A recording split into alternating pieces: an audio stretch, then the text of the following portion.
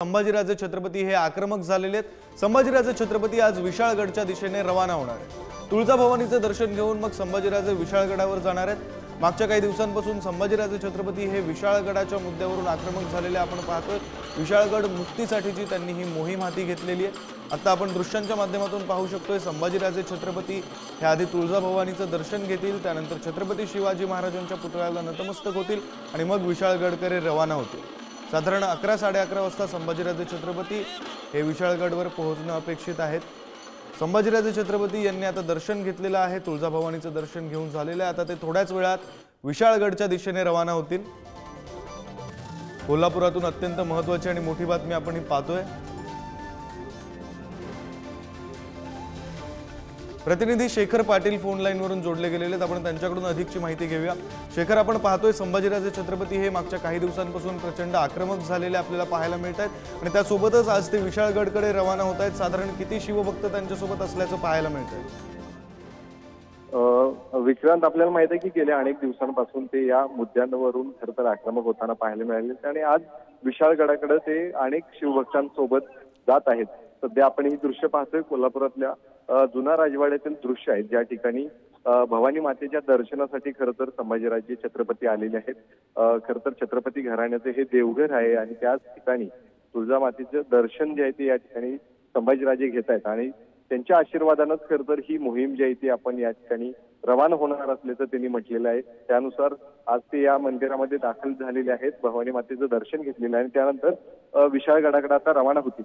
खरंतर विशाळगडावरील अतिक्रमणाचा मुद्दा गेल्या अनेक वर्षांपासूनचा आहे आणि त्यावरती सातत्यानं अनेक संघटना ज्या आहेत त्या आवाज उठवत होत्या। संभाजीराजे छत्रपती सुद्धा मागील 1.5 वर्षांपासून या मागणीसाठी खरंतर त्या ठिकाणी जाऊन भेट देखील दिली होती, मात्र त्यानंतर कुठल्याही पद्धतीने हे अतिक्रमण जे आहे ते निघलेलं नाही आणि म्हणूनच संभाजीराजे छत्रपती जे आहेत ते आता आक्रमक झालेले आहेत आणि आज विशाळगडाकडे रवाना होत आहेत। मोठ्या संख्येनं त्यांचे शिवभक्त देखील त्यांच्यासोबत असणार आहेत। काही वेळातच आता विक्रांत या ठिकाणून सगळे शिवभक्त त्या ठिकाणी रवाना होणार आहेत। शेखर, साधारण किती वेळ लागणार आहे संभाजीराजे छत्रपती यांना विशाळगड परिसरात पोहोचण्यासाठी आणि विशाळगड परिसराची सध्याची परिस्थिती काय? विक्रांत, सध्या जवळपास 10 वाजलेले आहेत। आता संभाजीराजे छत्रपती अनेक कार्यकर्त्यांसोबत निघतील।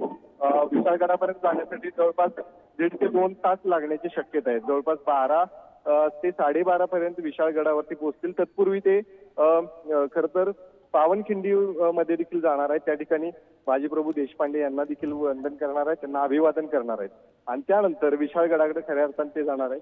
त्यामुळे नक्कीच 1.5 ते 2 तास अजूनही लागण्याची शक्यता आहे। मात्र त्यानंतर मोठ्या संख्येनं शिवभक्तांना त्यांनी विशाळगडावरती येण्याचं आवाहन केलं होतं। त्यानुसार अनेक शिवभक्त विशाळगडाकडे पोहोचलेच देखील पाहायला मिळते आणि पोलीस बंदोबस्त देखील आजच्या या आंदोलनाच्या पार्श्वभूमीवरती मोठा त्या ठिकाणी तैनात केला। त्यामुळे नक्कीच संभाजीराजे त्या ठिकाणी पोहोचल्यानंतर नेमक्या काय हालचाली होणार हे देखील पाहणं गरजेचं असतं।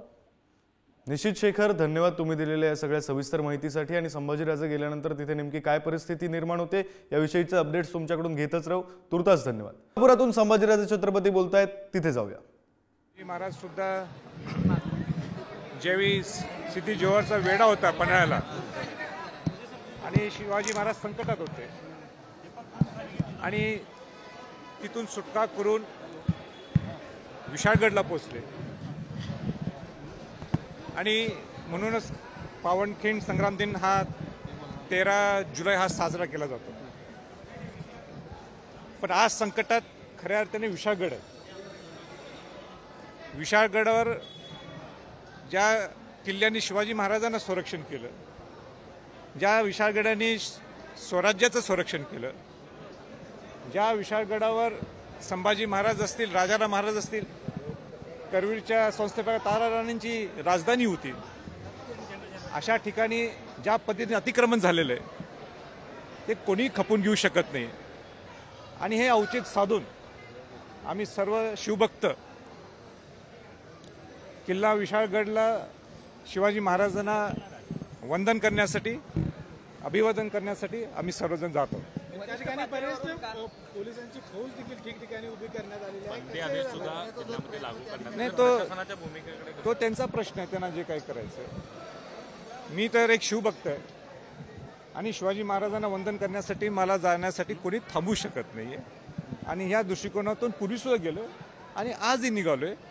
इतकंच फरक आहे. काल तुम्ही म्हणाला होता सायंकाळी की अजूनही वेळ केलेला नाही, वरिष्ठ पातळीवर माझ्याशी संपर्क केला जावा, तसा काही संपर्क झालेला आहे कुणाचा किंवा काय? माझ्याकडं कोणी संपर्क साधला नाहीये.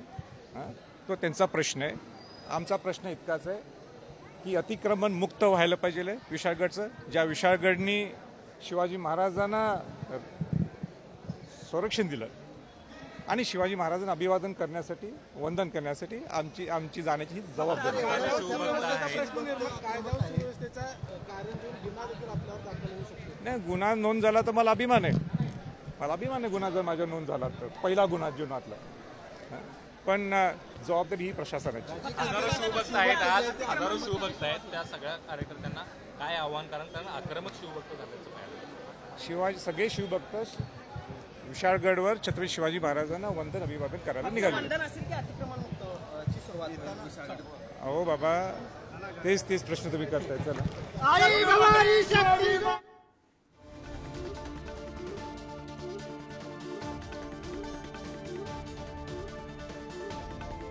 Thank you.